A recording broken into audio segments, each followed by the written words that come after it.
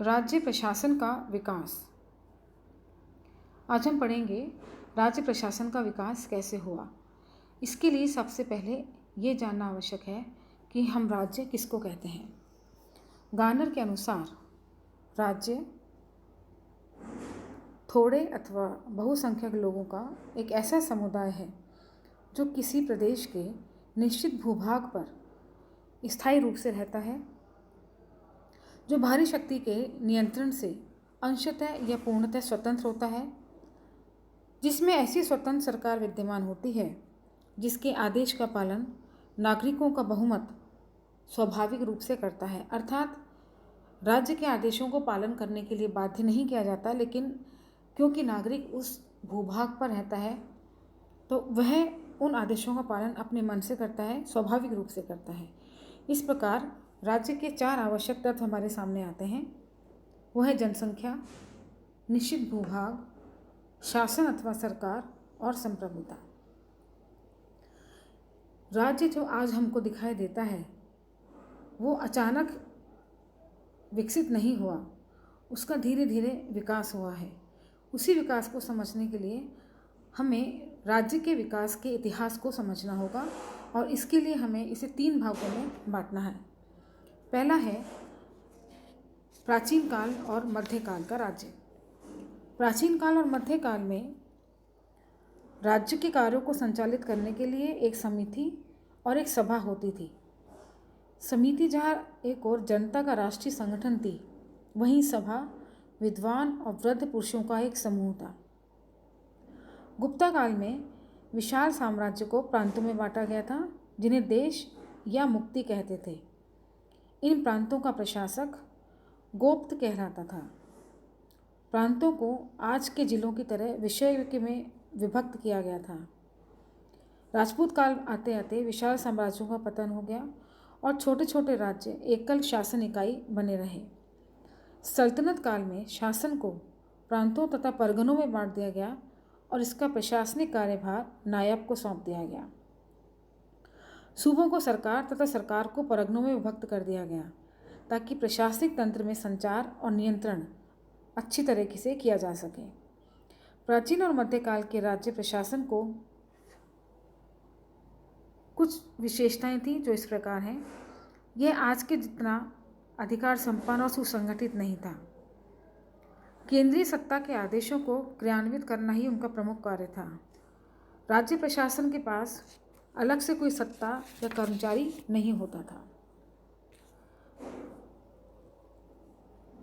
राज्यों का प्रशासन सबसे अधिक ब्रिटिश काल के अंतर्गत माना जाता है। उस समय भारत में लगभग 400 देशी रियासतें थी और अपने अपने राज्य कार्य करने में वह स्वतंत्र थी। ईस्ट इंडिया कंपनी जब भारत में आई तो उसने अपना प्रथम व्यापारिक केंद्र सूरत में स्थापित किया और यहीं से प्रेसिडेंसियों की स्थापना हुई जो कि भारत के आधुनिक राज्य प्रशासन की नींव बनी। ब्रिटिश काल में राज्य का प्रशासन कुछ चरणों में इनका विकास माना जाता है। सबसे पहले 1726 में एक चार्टर के माध्यम से कलकत्ता, बम्बई और मद्रास की प्रेसिडेंसियों को राज्यपाल और उसकी परिषद को कानून बनाने का अधिकार दिया गया। उसके बाद 1765 में बंगाल, बिहार और उड़ीसा का दीवान बना दिया गया, जिसके परिणाम स्वरूप कंपनी को राजस्व एकत्र करने और दीवानी न्याय कार्य करने का वैधानिक स्तर प्राप्त हो गया। 1773 में रेगुलेटिंग एक्ट के माध्यम से एक सुनिश्चित शासन पद्धति का सूत्रपात किया। इस एक्ट के द्वारा बंगाल प्रेसिडेंसी में एक गवर्नर जनरल और 4 सदस्यीय परिषद बनाई गई तथा मद्रास और बम्बई की प्रेसिडेंसियों को बंगाल के गवर्नर जनरल के अधीन कर दिया गया। उसके बाद 1858 में भारत सरकार अधिनियम से भारत का शासन कंपनी के हाथों से छीनकर ब्रिटिश ताज के अधीन कर दिया गया। बोर्ड ऑफ डायरेक्टर्स और बोर्ड ऑफ कंट्रोल को समाप्त करके एक राज्य सचिव और एक परिषद का निर्माण किया गया।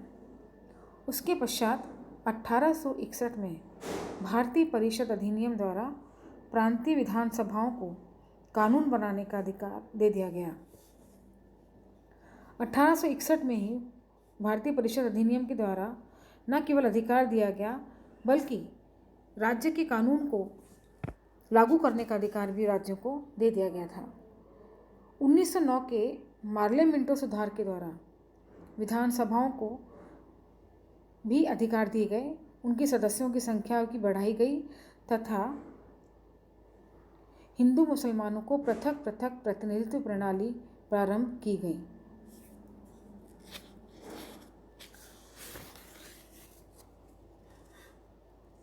1919 में भारत सरकार के अधिनियम, जिसको मॉन्टेग्यू चेम्सफोर्ड सुधार कहते हैं, पारित किया गया, जिससे प्रांतों में दोहरा शासन की शुरुआत हुई।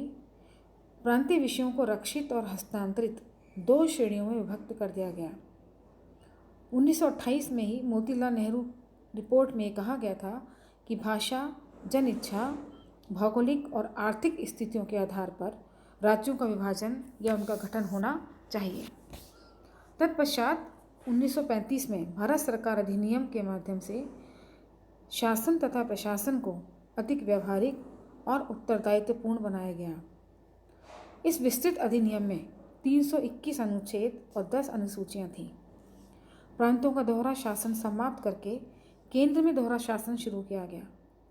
प्रशासन के विषयों की 3 सूचियाँ, संघ सूची जिसमें 59 विषय थे, राज्य सूची जिसमें 54 विषय थे तथा संवर्ती सूची जिसमें 36 विषय थे, बांट दिया गया था। इस अधिनियम के माध्यम से संघीय सरकार की स्थापना करते हुए देशी रियासतों ने संघ में सम्मिलित होने की कोई रुचि नहीं दिखाई थी और 1936 में सांप्रदायिक आधार पर सिंध प्रांत का गठन किया गया। उसके बाद 1947 के माध्यम से भारत सरकार अधिनियम के माध्यम से भारत एक स्वतंत्र देश हो गया। भारत के समस्त प्रांत और रियासतें भी अपने भविष्य और अपने शासन के लिए बिल्कुल स्वतंत्र थी। स्वतंत्रता के बाद भारत में जो रियासतें थीं उनको 4 श्रेणियों में बांटा गया था। श्रेणी क, जिसमें ऐसी श्रेणी थी जिसमें वे राज्य रखे गए थे जो ब्रिटिश शासन के प्रत्यक्ष नियंत्रण में रह चुके थे, जैसे बिहार, बम्बई, मध्य प्रदेश, मद्रास, पंजाब, उड़ीसा आदि। इन राज्यों में 216 देशी रियासतों को सम्मिलित किया गया था। श्रेणी ख में वो देशी रियासतें थीं जो प्रत्यक्षतः ब्रिटिश भारत में सम्मिलित नहीं थीं। 275 देशी रियासतों को मिलाकर कुछ प्रांतों का निर्माण किया गया था। इस तरह राजस्थान, मध्य भारत, कोचीन, सौराष्ट्र, हैदराबाद, मैसूर आदि राज्य उभर कर सामने आए। श्रेणी ग के अंतर्गत केंद्र प्रशासित प्रदेशों को रखा गया था। इसमें हिमाचल प्रदेश, विंध्याचल प्रदेश, अजमेर, भोपाल, मणिपुर, त्रिपुरा आदि को सम्मिलित किया गया। श्रेणी घ में केंद्र शासित तथा छोटे प्रदेश दिल्ली तथा अंडमान निकोबार को सम्मिलित किया गया था। इस प्रकार धीरे धीरे राज्यों का विकास हुआ था और ये सब राज्य मिलकर भारत का निर्माण किया गया।